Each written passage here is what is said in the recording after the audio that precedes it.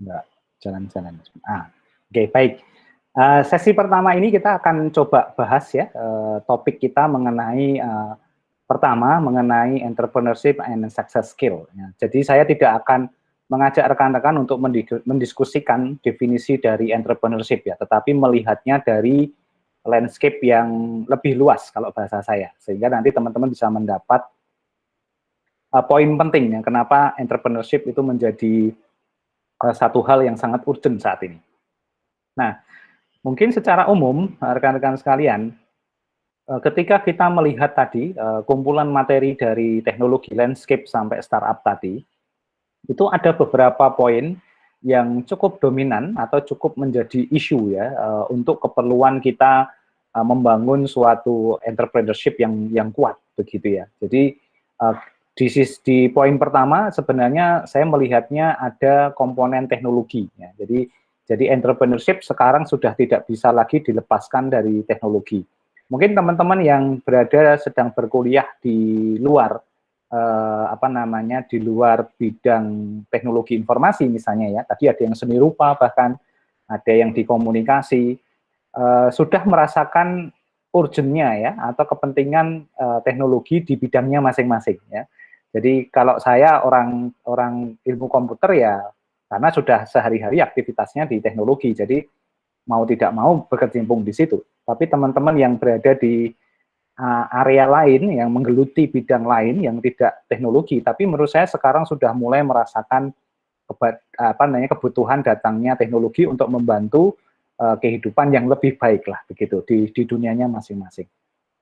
Sebagai ilustrasi, contohnya ini dalam waktu dekat ini saya juga akan mencoba membantu teman-teman ini penggiat museum ya, bagaimana meningkatkan kunjungan museum tapi di tengah pandemi begitu ya.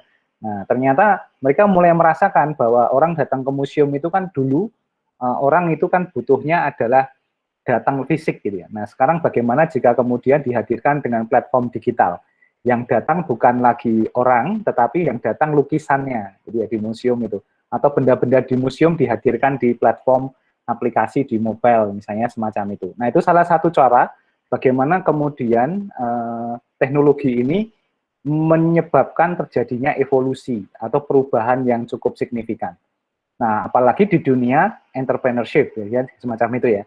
Nah, saya pikir dunia entrepreneurship juga mengalami hal yang serupa, terutama kita yang bekerja dengan industri kreatif, misalnya kayak gitu. Nah, itu akan terasa sekali. Saya yakin dari rekan-rekan mungkin kalau ada yang punya sampingan, ya, sampingan bukan sampingan ya, tapi bisnis utamanya. Jadi kuliah itu sampingan, tapi bisnis utamanya itu adalah misalnya bikin usaha ayam geprek misalnya gitu kan.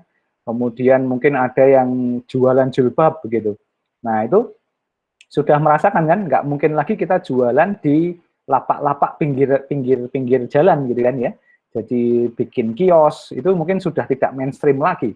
Tapi yang mainstream adalah kita eksis buka toko di IG gitu ya, di Instagram.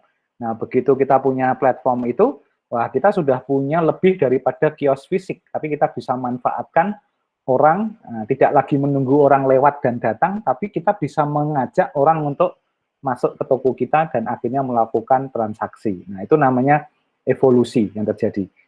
Nah, sama di dunia pendidikan sekarang juga terjadi hal yang sama ya sekarang ya. Jadi sekarang kampus-kampus juga nggak mungkin ini kita hanya sekedar menunggu mahasiswa untuk datang ke kampus, tapi juga harus di-invite melalui platform digital. Jadi saya dulu juga tidak membayangkan kalau saya bisa ini ya, bisa sharing, bisa berdiskusi dengan rekan-rekan yang dari mahasiswa kampus lain yang bagi saya dosen UGM itu sangat tidak mungkin saya sentuh gitu kan.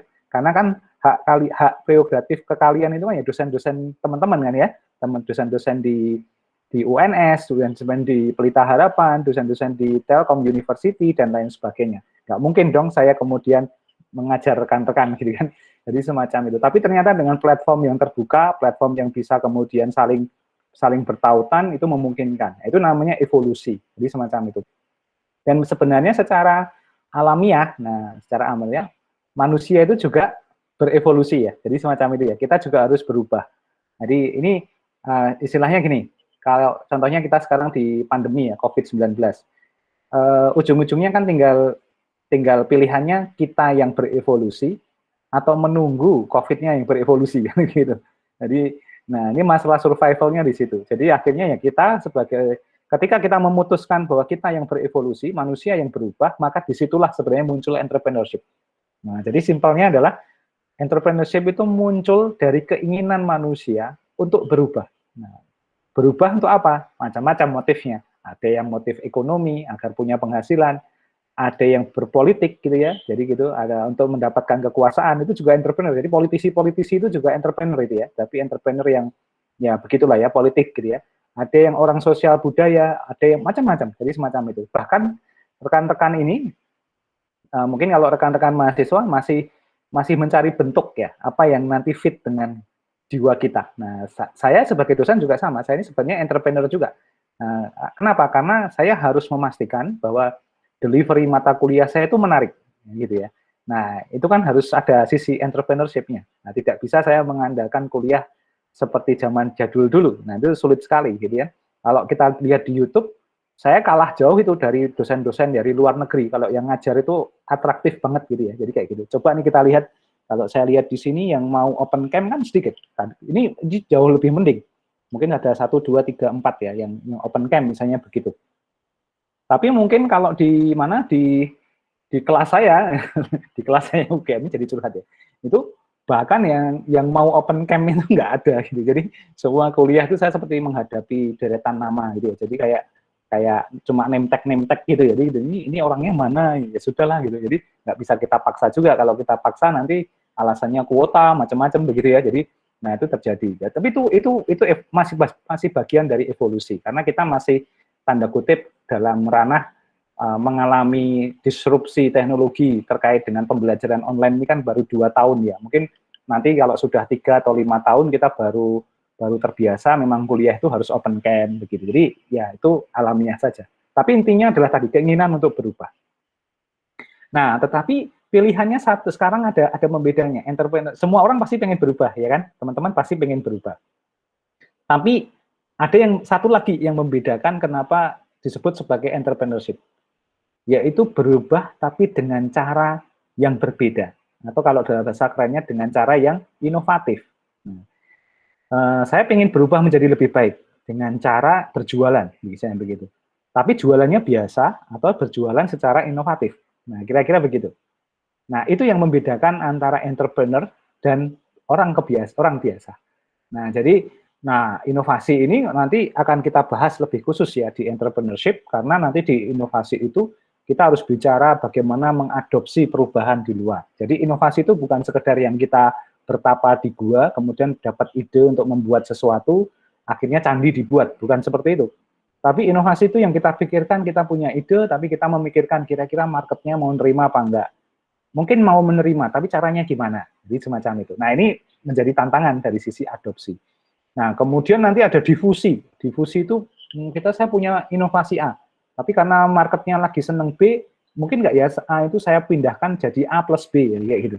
Nah, itu something, itu namanya difusi. Jadi kita mulai menggerakkan inovasi itu mengarah kepada keinginan dari marketnya.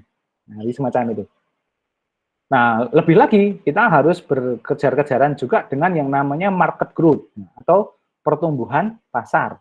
Pengguna kita itu kan juga manusia ya, bukan orang yang statis. Keinginannya bertambah terus. Pernah merasakan nggak? Ini kalau dengan teman-teman di kos atau apa gitu, ada yang mau titip makan nggak? Oh ada gitu.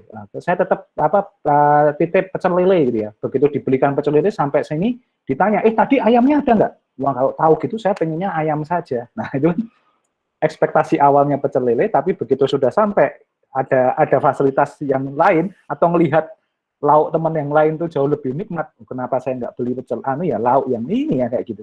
Nah itu namanya market growth. Jadi gitu. Nah jadi kita juga harus kejar-kejaran dari situ. Sehingga nanti kita harus ada punya cara bagaimana agar orang itu tetap konsisten dengan requirement-nya. Atau pilihannya yang paling berat itu adalah inovasi yang adaptif. Jadi gitu. Ini cukup sulit nanti ya. Nah, sehingga konsep paling penting ini yang penting ya untuk bekal teman-teman mempelajari entrepreneurship. Ada yang menarik, poin penting dari entrepreneurship itu untuk inovasi ini adalah bagaimana kita sebisa mungkin memahami kebutuhan dari customer kita. Nah, jadi seorang entrepreneur itu bukan orang yang ingin didengar, di awal. Nah, jadi ini success skill pertama yang harus teman-teman catat ya. Kita itu kalau mau jadi entrepreneurship itu bukan ingin terkenal, yang dalam konteks ini didengarkan oleh orang banyak, tetapi sebaliknya. Kita seperti gajah, jadi kupingnya dibuka lebar, matanya dipelototkan gitu ya, hidungnya dilebarin agar kita itu mengenal kebutuhan dari customer, memahami benar dari customer.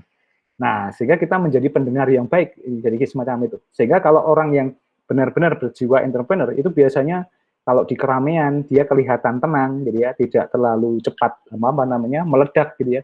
Tapi dia akan mendengarkan dulu apa sih sebenarnya yang diinginkan, dan kemudian keluar dengan ide sesuatu yang benar-benar inline dengan kebutuhan dari customer tadi. Nah, dari dasar itulah kita bisa membangun produk dan akhirnya menciptakan produk yang sustain. Nah, ini yang menjadi salah satu catatan penting ya, jadi kayak gitu. Nah, dari sini saja kita udah bisa banyak mendefinisikan ya, ternyata entrepreneurship itu tidak hanya bicara masalah kewirausahaan, bagaimana meng-create peluang usaha yang bisa menghasilkan sesuatu, tetapi more than that, bagaimana kita mendorong terjadinya perubahan melalui inovasi yang adaptif dengan marketnya, dengan cara kita mendengarkan apa keinginan mereka, baru mengerjakan produknya, dan kemudian menciptakan inovasi yang berkelanjutan terhadap produk tersebut. Nah, itu inti dari entrepreneurship. Nah, jadi apa kalau bahasa saintifiknya atau keilmuannya ada istilah lifelong learning. Nah, jadi kayak gitu. Itu namanya seorang entrepreneurship itu orang yang pembelajar seumur hidup. Nah, jadi kayak gitu. Jadi dia belajar dari kesalahan, dia belajar dari keberhasilan orang lain, dia belajar dari market, apa kebutuhannya, itu di-adopt dan kemudian dicoba untuk dikembangkan sedemikian rupa. Nah, ini yang menjadi poin terpenting ya dari entrepreneurship. Nah, kadang kita sekarang tergeret kalau bahasa saya, atau terpush definisi entrepreneurship itu ya seperti kita bikin startup, ujung-ujungnya startup. Startup itu hanya satu dari sekian banyak bentuk entrepreneurship. Nah, jadi kayak gitu ya.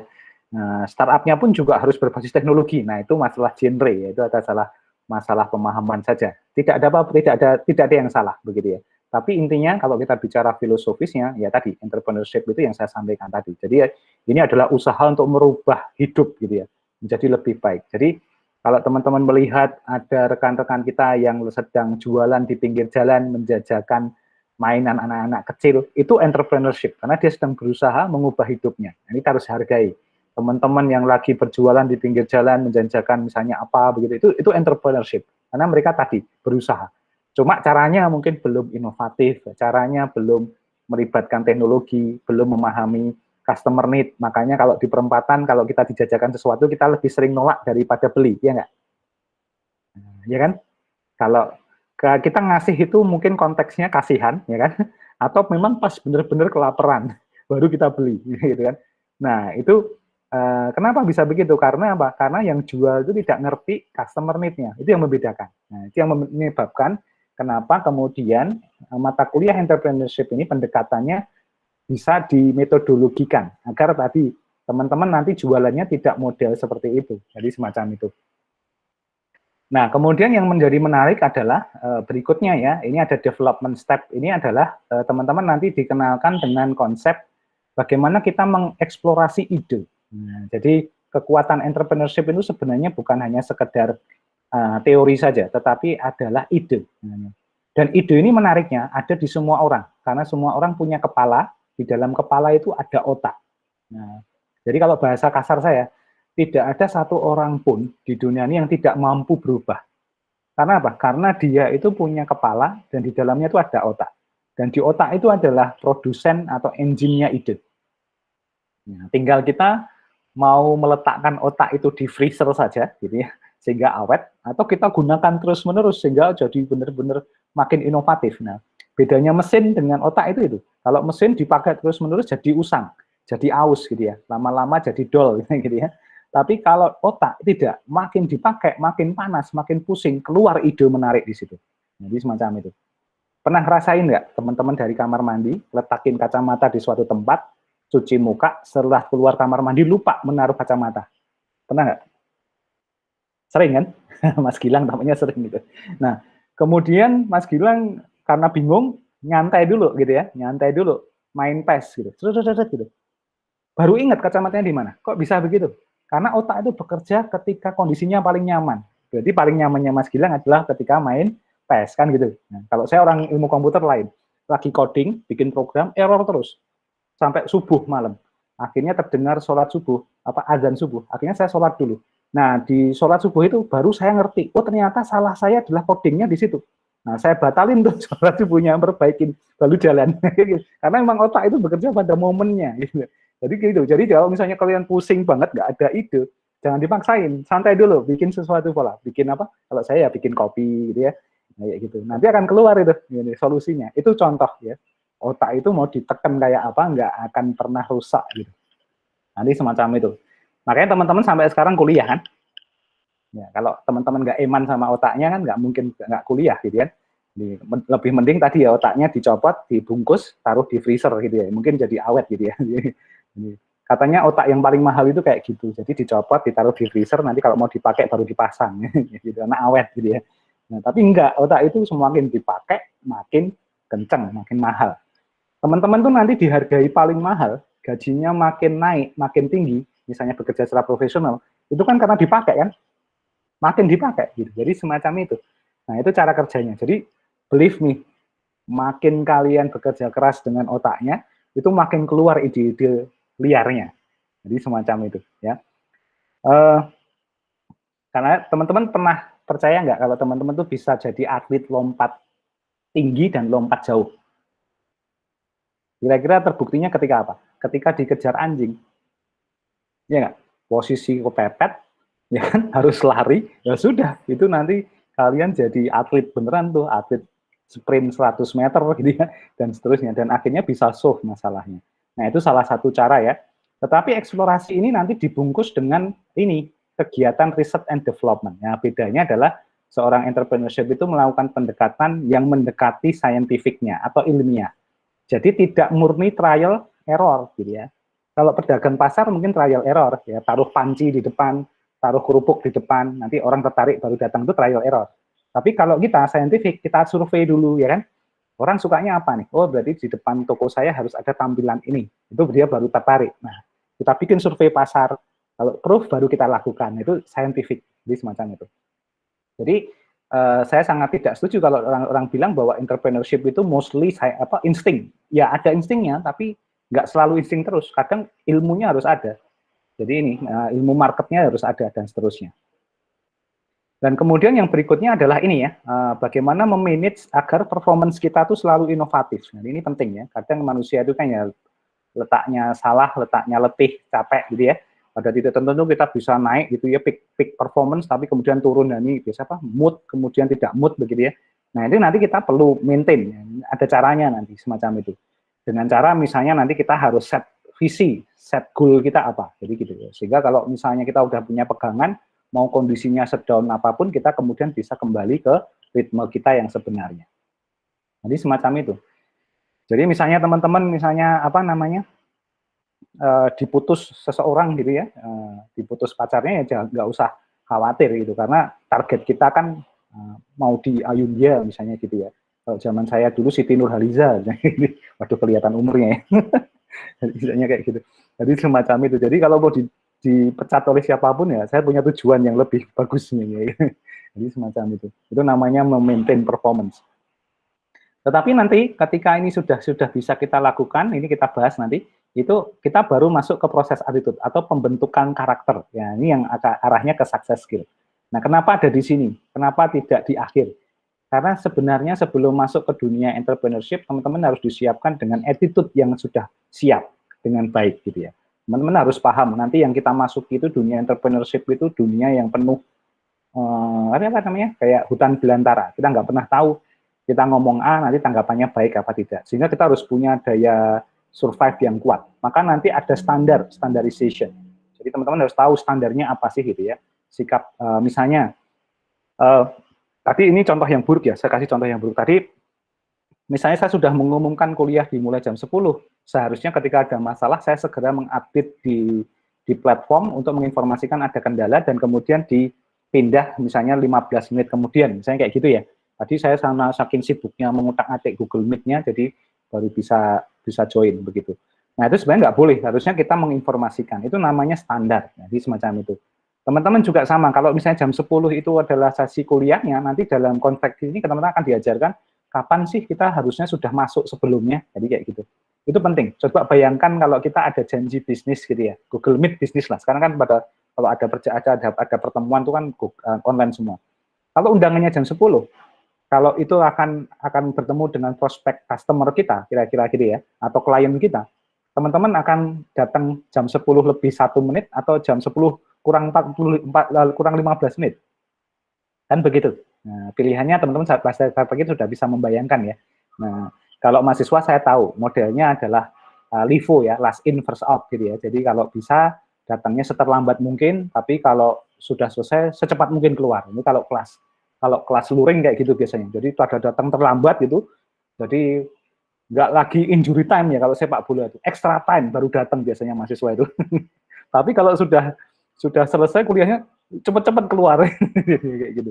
Ya itu juga zaman saya kuliah juga gitu juga jadi karma ya tampaknya. Jadi itu terjadi. Tapi nggak apa-apa. Jadi nanti lama kelamaan nanti teman-teman akan kita shifting bahwa ternyata first in last out itu keren. Gitu.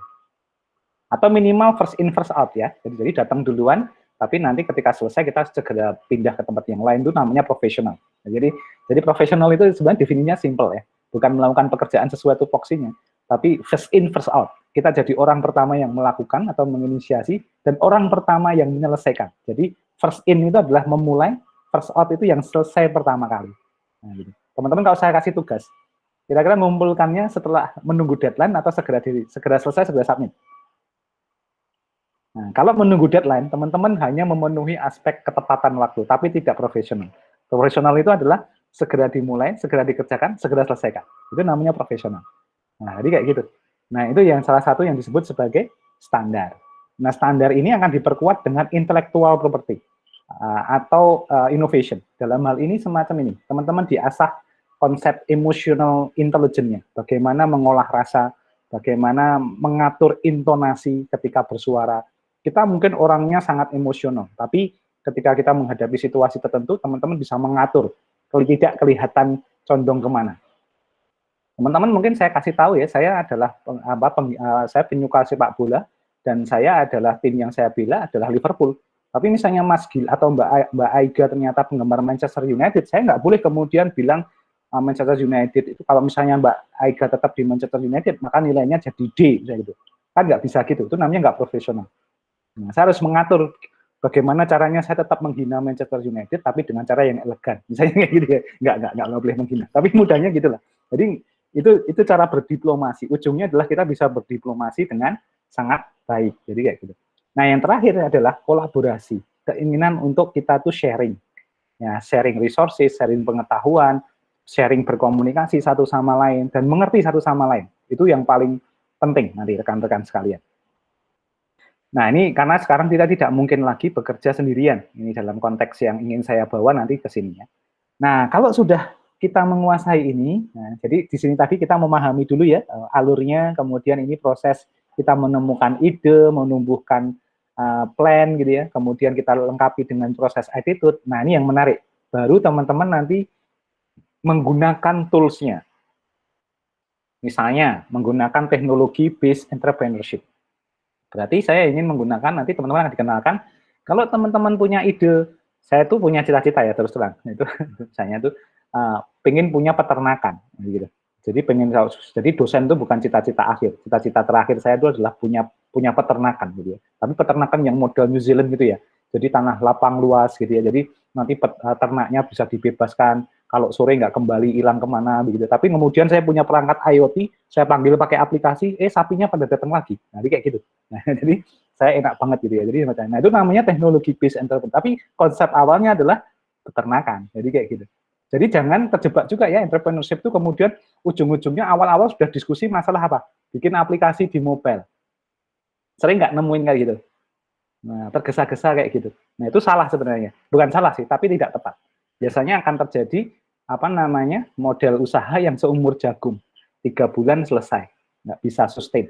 Nah, kenapa? Karena core bisnisnya tidak terbentuk. Jadi di sini sebenarnya lebih banyak adalah apa sih sebenarnya core bisnisnya teman-teman, dan kemudian didukung dengan teknologi pendukungnya. Itu pertama. Yang kedua, kita melakukan entrepreneurship berbasis pengetahuan. Nah, jadi jangan berbasis dukun atau ramalan. Jadi wah ini kalau saya jualan ya harus di hari Senin gitu ya, karena Senin itu laris gitu ya. Jangan di hari Kamis, wah itu bahaya. Ini Kamis itu rezekinya, nah itu bukan. Tapi berdasarkan knowledge, masyarakat itu lagi seneng apa gitu kan, jadi semacam itu. Nah itu digali informasinya dan kemudian itu menjadi strategi kita untuk berbisnis. Jadi bayangkan kita punya senjata satu namanya teknologi, senjata dua adalah data atau informasi yang akan jadi knowledge kita. Nah didukung lagi adalah masalah keuangan, kemampuan kita memanage dari sisi financial. Nah itu penting sekali ya. Nah, jadi tapi jangan khawatir, kenapa finansial itu saya tempatkan di nomor 3, karena sebenarnya sekarang dunia bisnis itu berubah. Kita mau melakukan usaha atau entrepreneurship tidak selalu harus dimulai dari uang. Tidak harus dimulai dari uang. Tetapi uang itu akan datang kalau teman-teman punya ide bisnis yang bagus dan punya rencana teknologi dan knowledge yang kuat. Dan terakhir adalah kita fokus pada ini, pada kontribusi dan growth. Jadi kayak gitu. Nah, ini akan menjadi crowd ya, atau kerumunan. Jadi kayak gitu, membuat kerumunan. Nah, modal ini, modal sampai yang namanya sustainability ini, itu nantilah yang membuat kita tinggal merumuskannya, ini mau jadi apa? Mau jadi startup kayak, jadi UMKM, atau jadi company, atau jadi movement, atau apapun bentuk dari entrepreneurship itu sangat mudah sekali dilakukan. Nah, jadi ini adalah journey kita. Nanti ini journey kita selama mempelajari entrepreneurship ini. Jadi kita akan belajar pertama nanti bagaimana memahami teknologi industri evolution. Jadi nanti teman-teman saya minta bersabar ya. Ini kok dosennya bahasanya kok nggak langsung bagaimana cara bikin usaha gitu. Karena memang saya bukan itu nanti. Tapi yang lebih penting adalah fondasinya ini. Fondasi ini. Jadi fondasi teman-teman memahami konsepnya dulu, kemudian development step-nya itu ada prosesnya. Jadi kalau nanti teman-teman gagal di satu usaha, kembali lagi ke usaha yang lainnya itu tidak ada masalah, no issue, karena teman-teman sudah punya frame. Jadi yang diajarkan di mata kuliah ini adalah sebenarnya logical thinking-nya, jadi kayak gitu ya. Nah ini contohnya, nanti bentuk startup ini akan jadi project kita ya, jadi semacam itu. Nah coba dilihat ini contoh startup ini contohnya nih ya, mungkin bukan contoh yang terlalu baik ya, tetapi saya bisa menjelaskan satu slide ini dengan cukup panjang ya, dengan cukup panjang. Nah ini karena sudah ya tadi tidak hanya materi yang formal sebenarnya, tapi ini semua saya alamin, to be honest. Jadi semua saya alamin. Bahkan sampai saya punya startup sekarang itu juga saya alamin. Jadi saya tahu benar sebenarnya apa yang harus teman-teman ketahui, dan itu saya sangat senang untuk sharing agar teman-teman tidak perlu melalui fase jatuh bangun yang saya alami. Nah, jadi kayak gitu. Nanti saya ceritain sambil jalan ya. Saya ketika melakukan ini inovasi gagalnya berapa kali. Jadi saya sudah memulai entrepreneurship itu atau usaha startup itu tahun 2010. Nah, jadi 2010 sudah mulai, tapi baru berhasil ya mendapatkan investment, kemudian establishing sekarang menjadi startup yang berkembang itu baru tahun 2019. Nah, saya mengalami ini semua. Jadi gitu. Jadi itu luar biasa. Jadi ya bagi saya luar biasa ya, pengalaman yang berharga. Tapi saya punya misi gimana biar rekan-rekan itu ya tidak sepanjang saya mengalaminya. Nah, mungkin ya cukup jatuh bangun setahun lah atau 3 tahun lah maksimal. Tapi setelah itu bisa tinggal landas, itu akan sangat senang sekali. Jadi bayangkan ya, jadi spendingnya semacam itu. Nah baik, saya buka diskusi. Kalau ada pertanyaan atau yang lain dulu silakan. Sebelum nanti kita masuk ke lainnya. Nah ini masuk.